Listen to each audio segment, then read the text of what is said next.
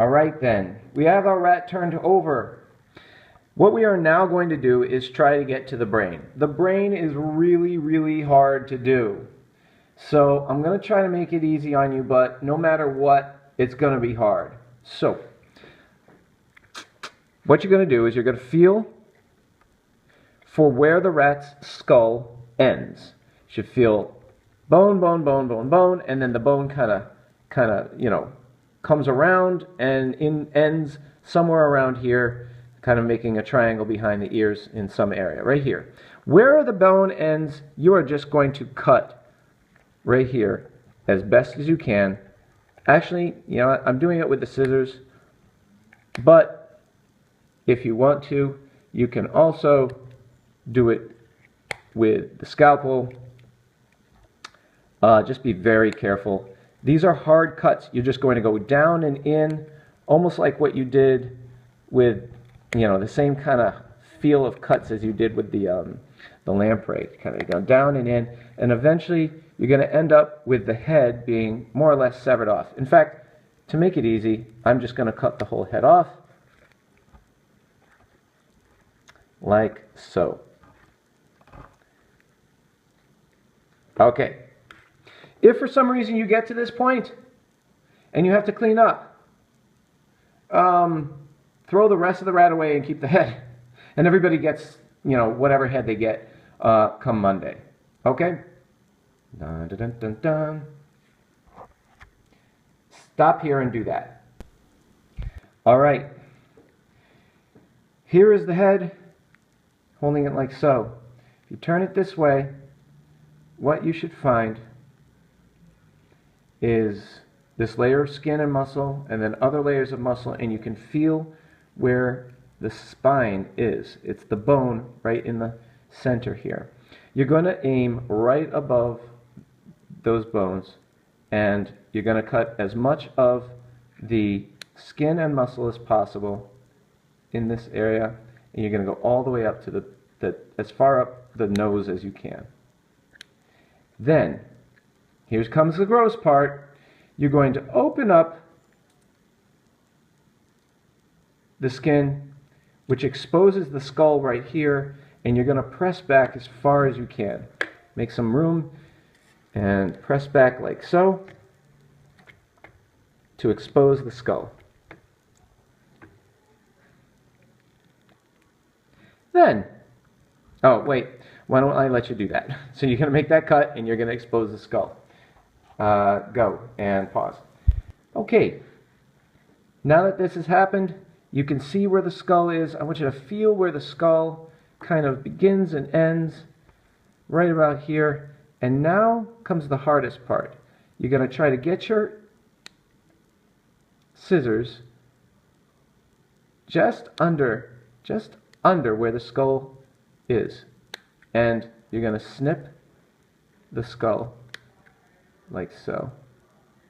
And what I would do is just snip straight down, sorry, all the way as far up as you can get.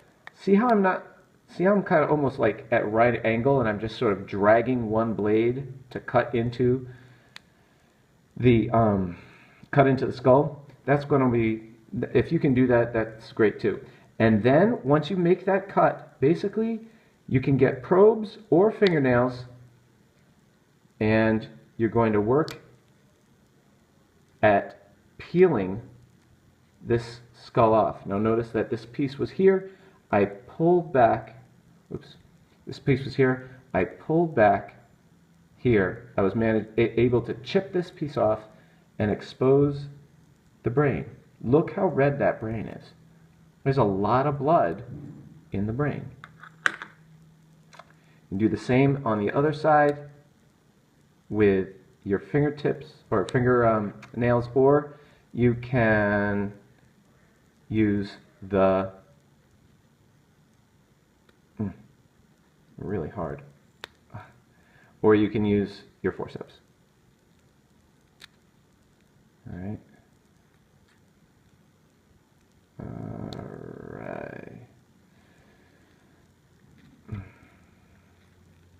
That there is a brain. Okay, do that yourself. All right, that job probably took you a while.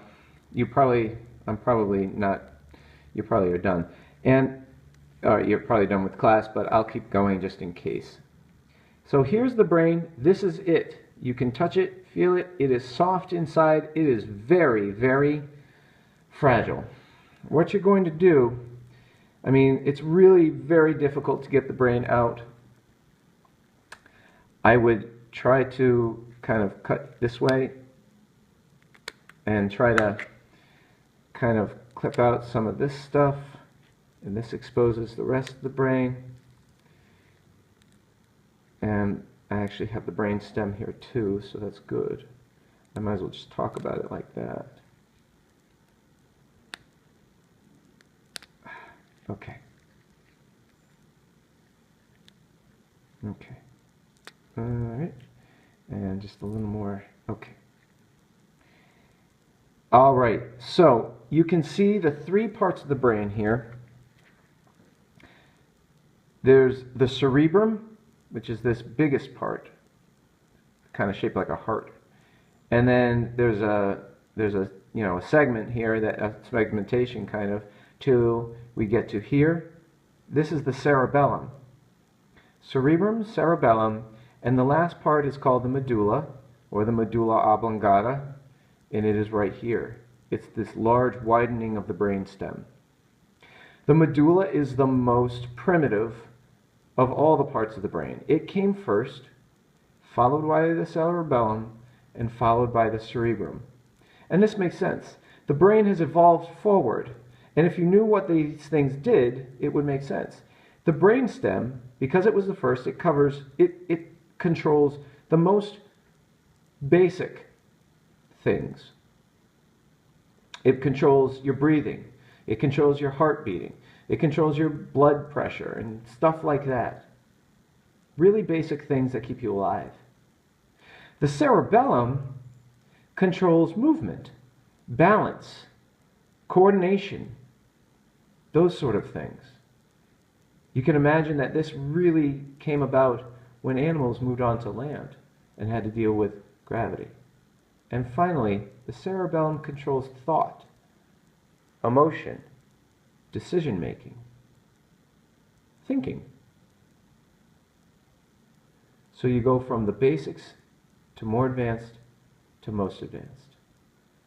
The evolution of the brain happened forward. I'm going to try to take this brain out. I'm going to give you also some time to kind of clear some out and get ready for me to take the brain out. I'm going to try to show you how I take the brain out. You can do the same thing. So, pause. All right. This is how I'm going to do it. I'm basically going to try to hold the rat here. Here are the teeth. I'm going to try to bend the rat's head like this, which will kind of pop out the brain. I'm kind of pushing, I'm actually holding and kind of squeezing like this. And as you can see, it's kind of coming out. I'm going to use my probe. Kind of gently take it out. And hopefully this all works. And I'm going to keep prodding kind of here. Sorry, I'm not checking out the video. Uh-oh. Let me use my hands now. Alright. Ah, shoot. Nuts. Alright, so I screwed this up. It's not going to come out as easily as I thought.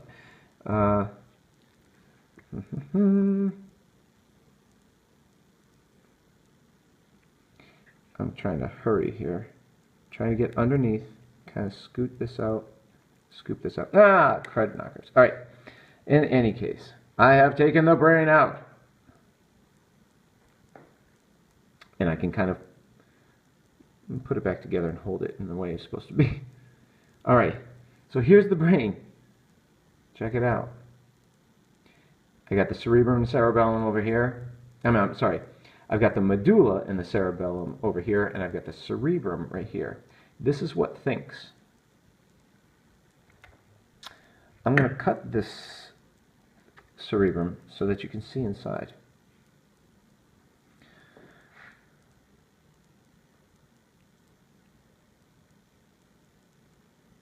Oops. Okay.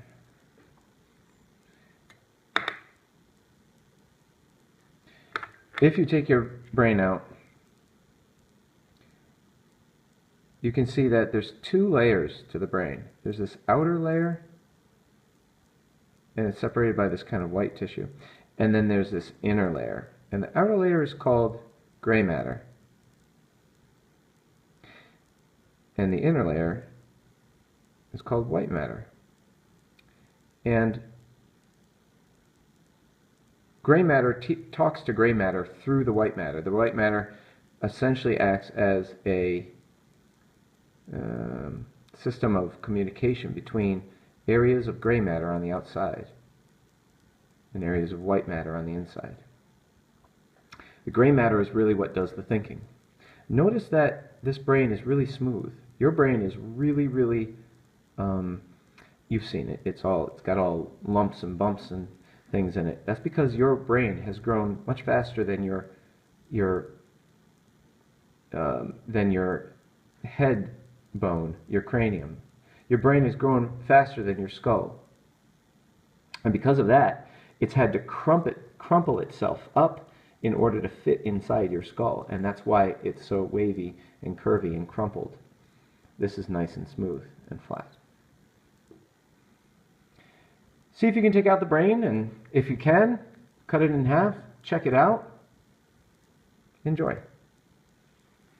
This is going to be it. This is the last thing you're going to do. And so if you have any time left over, you can check out the heart. You can check out, cut the lungs. You can cut a kidney if you'd like. And yeah, okay, I'll see you. Bye.